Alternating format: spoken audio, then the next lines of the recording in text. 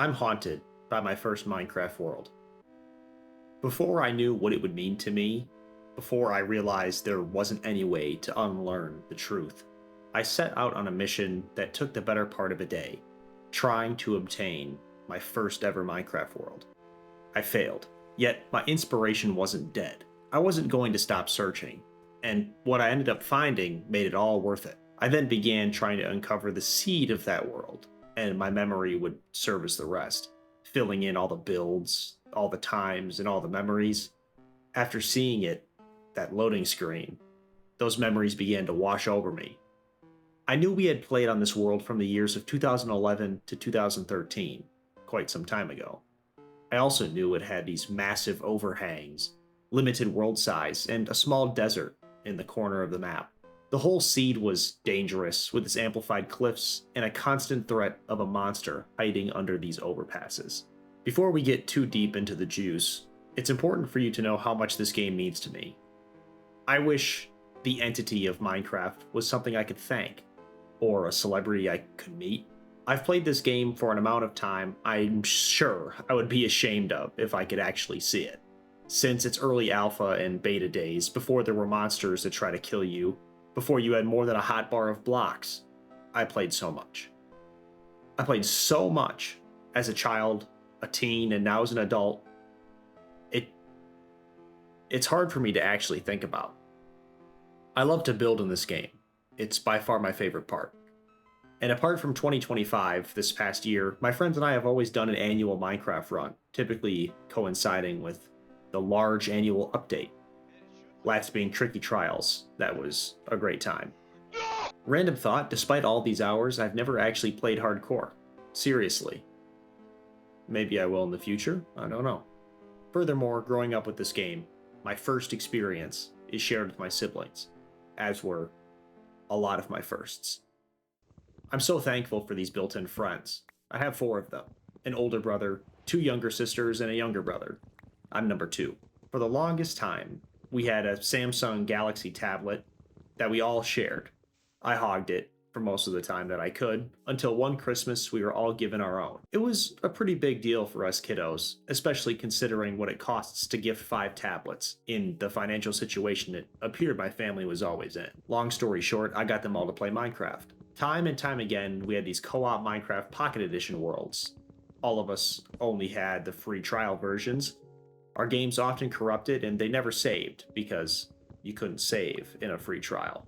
After we had all purchased the actual Minecraft Pocket Edition, we were able to save our world.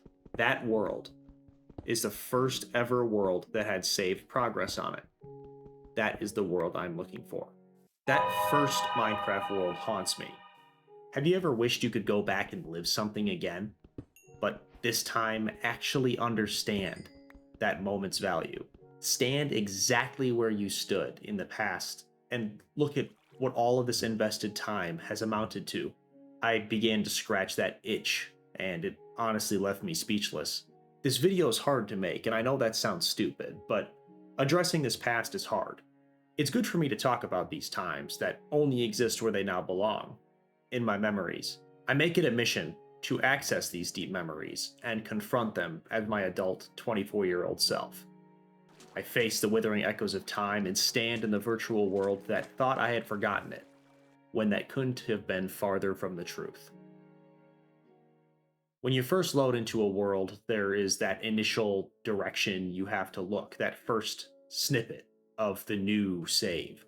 It's that first screenshot that is so quickly lost in the waves of media as you continue stimulating yourself on the game, in the world, filling it with different visuals, exploring the map and builds. The world seed of my first ever saved world, that spawn, exactly what my young eyes saw, without any concept of what it would mean to me over a decade later, is what haunts me. I didn't give up trying to find that file, and though that file of our first world now is long gone, details of it remain. Eventually digging through an archived Planet Minecraft post, I used the Wayback Machine and some image tracing to find screenshots, and repeated search engine launches found me to this project. The link is down below. It's perfect. the Minecraft Architect. I've never heard of this website, but there it was. A list of the old, iconic 256 by 256 Legacy Pocket Edition World Seeds. Scrolling through these iconic world generation instructions, the third result I saw and froze. There it was. And a video to confirm. There it was. The seed for my first ever Minecraft world was dumbocow.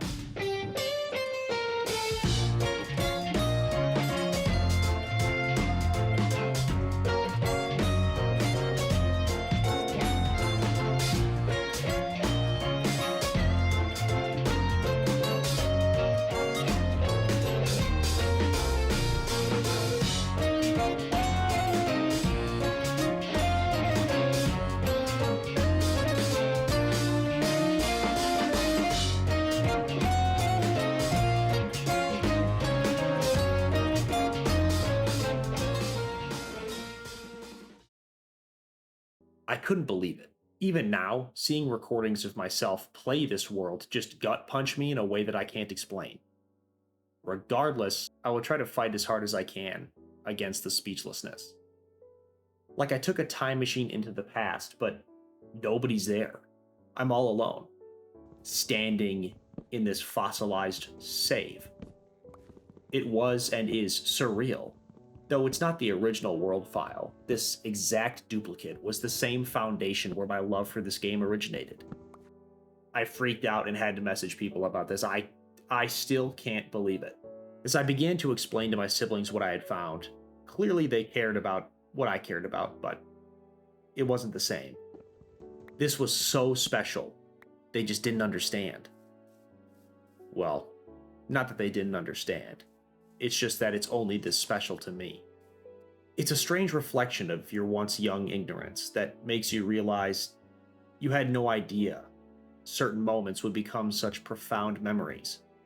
You were just there, living in that experience. Part of me wonders if that's why it became such a profound memory. Just living there. Just feeling the present. I had forgotten all the time we invested here, and this is what it amounted to. I did my best for a couple of hours to try and recreate exactly how I remembered this world. And trust me, this is unbelievably accurate. I'll give you a tour.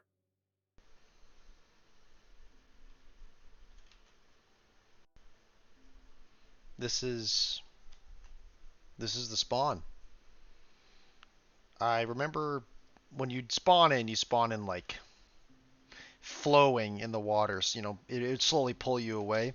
And I accidentally messed it up, but there was some glitched water over here. But I'll just give you a little bit of a world tour. Uh, dumbocow, my first Minecraft world with my siblings. It's actually it's still super weird to be in this world and to be here. The old swimming sucked, so I remember we had this cobblestone bridge that we built across when we could just walk around, but, innovation, right?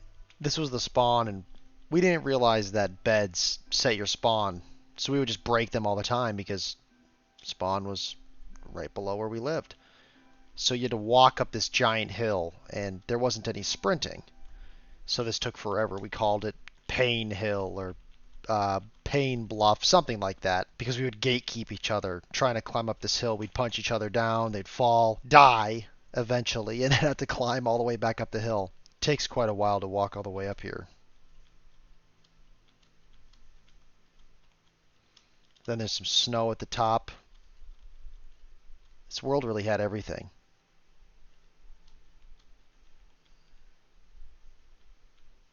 It's one of those old Minecraft legacy worlds, so it's only 256 blocks by 256 blocks. And you can see the world ends right over there. But this was plenty room for the 5 of us and our playground of infinite ideas. When you finally get over here, you have to fall down a little bit And I feel like if I'm missing one thing, it was a little ladder or a staircase here for people to come down and get into my house easier. But this was my house. I remember we had a sign that said "Home Sweet Home." I had a little balcony area down here, and I think I might have made a mine shaft somewhere around here. It was either here or one other spot on the overhang. I don't quite remember. There's a couple details that are hard for me to fill in, but I remember this was my house. Kind of looks like my building now. Nothing's changed. I just put glowstone in the ceiling because we had just finished doing something called a nether reactor. If you know what that is, that's a throwback. I had a nice balcony out here. And, oh, that's a good story, actually. We tried the Aether portal. That hoax came out in, like, 2011. We tried it. Obviously, it didn't work. It doesn't exist. But I thought it'd be... We left it where it was. Because we didn't want to break the glowstone, because if you break the glowstone, you don't get all the same back. This first house closest to mine with the melon farm outside was my youngest brother's. And he was a bit of a noob. He still is. Sorry if you're watching this. And then we made these pathways everywhere. My sisters did. They really tried to. This next house is one of my sisters. This one, the water's in here because she was building herself a basement, and we trapped her in the water, and then she drowned and lost all of her items. It wasn't my fault. We tried to make a well, and then we had some random farms and animals cooped up. They ended up getting killed because they annoyed us. And we also got sugarcane from that nether reactor core, so we had planted it once we figured out how it worked. But across this bridge went to another one of the siblings' houses.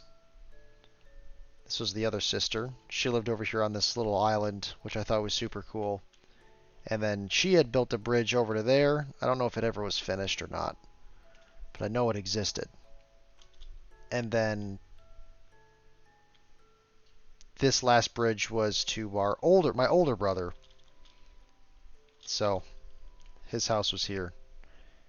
And he was the first person to use different materials in the building process. Everybody else just kind of, we've all made our own wooden boxes before. But I remember, you guys are probably wondering, like, what are these diamond, gold, and iron blocks that are just sitting here? And this is accurate. This is exactly where we had them. I remember when we got home from school, a little bit earlier than my youngest brother, who was in elementary school, we found a weird duplication glitch that involved this little platform here and falling right there where the generation's kind of off. You see that with the sand and the grass? If one of my sisters pushed the other one of my sisters and they fell and landed right here and died, when they respawned, they would keep their inventory, but all their items would drop on the ground. So we successfully found a duplication glitch. Obviously, we didn't want the youngest brother to be like, oh, you cheated, you went into creative. So we only duped and displayed a certain amount of what we had duplicated. We thought, okay, 8 diamond blocks, 8 gold blocks, 8 iron blocks, that's believable to say, hey, we went mining and mined everything. Now, if you look at the entire world, it's not big. I would be surprised, because we had all diamond tools and armor, that in this chunk there would be 80 diamonds. About 80 diamonds left. I highly doubt that, but that's why these blocks are here, and that's why this diving board is here, because we placed... It looked more like this, honestly, down here. It wasn't this many. It was like that. But we had to signify where to fall. And if you fell here or here, in reality, it probably had nothing to do with the duplication glitch. It just... That's what we thought as kids. Then she'd come all the way back up because we didn't understand that beds gave you a spawn point. We pushed her off again. Boom. Duplicated. So over there is the spawn, and up there is where we live. Somewhere over here, I remember we did this thing called a Nether reactor core. I think it was over here. Maybe I took a wrong turn.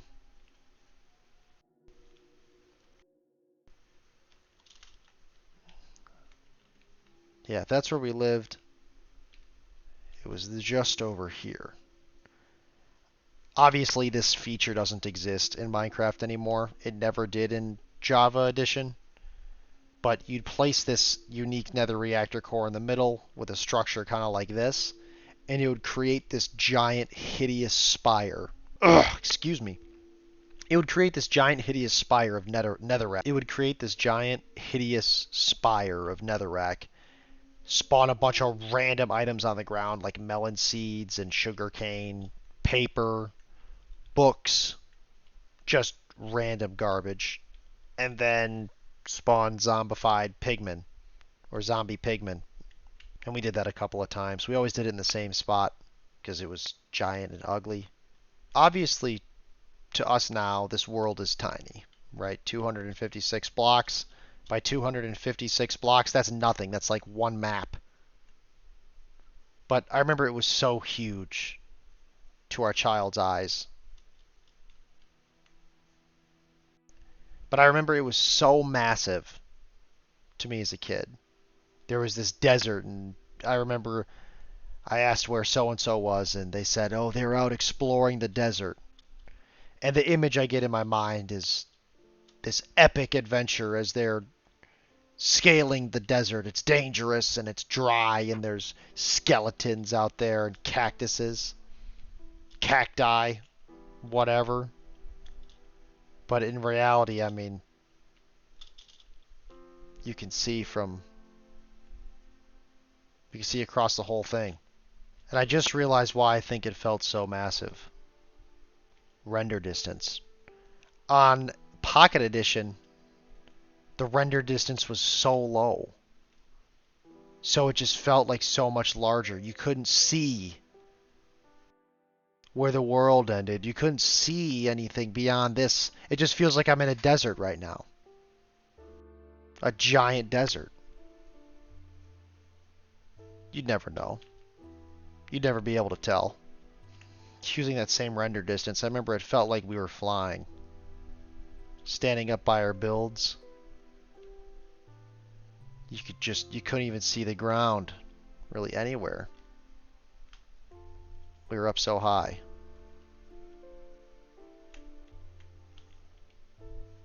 Gosh, all these memories just flood my memory right now. We also tried to do the Herobrine shrine thing. Everybody tried this. But obviously it didn't work.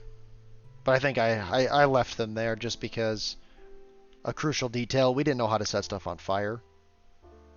So that's why we always claimed it never worked. Similar to the desert, there is also the Arctic, is what we would call this section. Though it's not very big, with this render distance, look at the illusion of it being massive. So, oh, what are you out doing? Swag, where are you? I'm out exploring the Arctic. I'm out exploring the desert. I'm out exploring the forest. Seeing what there is to be seen. Wow, look how massive this world is. It just keeps going forever. I remember seeing the edge of the world was daunting. We would approach it and be, it's the edge of the world. That's it. There's nothing else. But it felt like the far lands. And I think that's what we called the world border because we didn't know what else to call it. We'd walk along the world border and it felt like it took hours to get from one part of the map to the other. Even now, the generation is so cool. All these overhangs, and it's like an amplified world. I remember going into all these caves. They were so dangerous and so bad. And traversing up this hill, climbing everywhere, moving everywhere. I've been blessed with a mouse and keyboard for so long that killing a zombie with my bare hands really isn't that big of a deal. But using the touch screen, oh my goodness. I still think that on the mobile edition, The controls are abysmal. And trying to kill monsters was just... Trying to do anything was just impossible. So we died a billion times in a row. For some reason, all the pigs on this world spawned with saddles. I don't know what that's about. But that's the whole world. This is to my greatest effort, to my best ability, the replica of our Minecraft world. This is everything that I could think of. And if I can't think of it, it probably didn't exist. We spent so much time in this little section just with each other that we never ran out of stuff to do. Wow, it feels so weird to look at this. I can't even explain it. Like, yeah, I can't even explain it.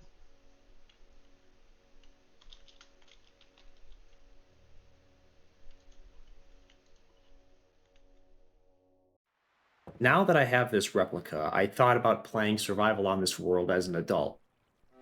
I thought about trying to beat the game on this world with its limited size. I thought about playing on it and just enjoying a survival playthrough during these brisk autumn evenings. Windows open, the cool breeze trickling into my office. I thought about all these things and how refreshing they would be, but then I decided I'm not going to do it. This Minecraft world is in the Smithsonian, well, my mental Smithsonian, of memories. Much like many other artifacts, I have greatly overstayed my welcome. It would be greedy for me to wish for more, for me to try and play on this world, and for me to discredit how special it was to my younger self. Because the truth is, now, in this present, it wouldn't feel the same. That hurts. Healing from something that hurt you takes time. Until you've made new, happy memories in the places that made you sad, that melancholy tone will remain. I don't want to make new memories in this world, in fear of replacing all the good ones. So I am haunted by that possibility of reliving those times at the cost of those memories. Is it worth risking what I have to obtain something I've lost? I can't say I would risk what I've found in exchange for things that I've lost. Clearly, I've been doing fine without the things I've lost, and I've been managing okay after losing them. But risking what I have obtained is just not a trade I'm willing to make. That's not a hand I'm going to play. The last bit of history is we played on this world from 2011 about weekly, sometimes longer if one of us was grounded. Until December 2013, I was the last one to log in, and now on this seed, in my own headcanon, there is one additional login, October 2025, when I logged in again. I saw these things that never changed. They are just as perfect as the day I first saw them. They look different to me now, but I look different to it. I look different to me. Though I like to think I'm the same now, I'm not. I wouldn't fit in had I traveled back to play Minecraft with myself. Though I'd love to and see my siblings all young again, I think it's best that I let them make their memories in that time. I wouldn't want to take away the surprise. The twinkle of that moment would be greatly overshadowed by their older brother from the future traveling back in time to play Minecraft with them. At the end of life, it's said that our best moments will replay. Our life flashes before our eyes and we see stuff that makes us truly happy. I know for a couple of those flashbacks, some of my best moments were in Minecraft, and were with my siblings. I don't think I'll be upset when I return to those times in the future, like I have now. I think I'd wish I could do it all over again, and while doing it all over again, try my hardest not to change a thing. Thanks for watching. Tell me about your first Minecraft world, or about your siblings. Either way, I'll see you next time.